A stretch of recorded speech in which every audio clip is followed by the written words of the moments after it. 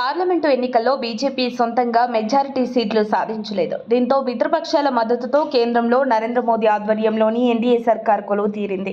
ప్రధానమంత్రితో పాటు మరో 71 మంది కేంద్ర మంత్రులుగా ప్రమాణ స్వీకారం చేశారు. అందులో 30 మంది కేబినెట్ మంత్రులుగా ప్రమాణ స్వీకారం చేశారు. మరికొంతమంది స్వతంత్ర హోదాతో పాటు సహాయ మంత్రులుగా ప్రమాణ స్వీకారం చేశారు. ఈ ఎన్నికల్లో పలు రాష్ట్రాల గవర్నర్లు లోక్సభకు పోటీ చేశారు. అందులో తెలంగాణ గవర్నర్ తమిళిసై తమిళనాడులోని చెన్నై సౌత్ నుంచి ఎన్నికల బరిలో దిగి ఓటమి పాలయ్యారు. ప్రస్తుతం లోక్సభలో ఎంపీల ప్రమాణ స్వీకారంతో పాటు కొత్త స్పీకర్ను ఎన్నుకోనున్నారు. ఇవన్నీ కొలికి వచ్చేలోపు జూలై 1లోగా ఇన్ఛార్జ్ గవర్నర్లుగా ఉన్న స్థానాల్లో కొత్త వారిని నియమించనున్నారు. ఈ నేపథ్యంలో తెలంగాణ గవర్నర్గా ముందుగా నల్లారి కిరణ్ కుమార్ రెడ్డి పేరు తెరపైకి వచ్చింది. గత ఎన్నికల ముందు కాంగ్రెస్ నుంచి బీజేపీలో చేరిన నల్లారి 2024 ఎన్నికల్లో రాజంపేట నుంచి ఎంపీగా కూటమి తరపున పోటీ చేసి వైసీపీ ఎంపీ అభ్యర్థి మిథున్ రెడ్డి చేతిలో 76,000 ఓట్ల తేడాతో ఘోర ఓటమి చవిచూశారు. అంతేకాదు తెలంగాణ ప్రాంతంపై నల్లారికి పూర్తి పట్టుంది. అందుకే ఆయన్ని నియమించాలని ముందుగా అనుకున్నారు. తాజాగా కిరణ్ కుమార్ రెడ్డిని కర్ణాటక గవర్నర్గా నియమించే అవకాశాలున్నట్లు తెలుస్తోంది.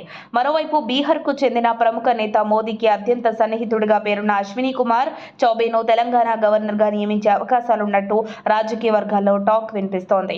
ఈయన రామ మందిరం నిర్మాణంలో కూడా కీలకంగా వ్యవహరించారు. అంతేకాదు మోదీ గత కేబినెట్లో సహాయ మంత్రిగా పనిచేశారు. మరోవైపు లోక్సభ ఎన్నికల్లో 8 స్థానాల్లో విజయం సాధించడంతో తెలంగాణలో అధికారమే లక్ష్యంగా పావులు కదుపుతున్న బీజేపీ పార్టీకి తమకు అత్యంత నమ్మకస్తుడైన వ్యక్తిని గవర్నర్గా బాధ్యతలు అప్పగించే అవకాశాలు పుష్కలంగా ఉన్నాయి.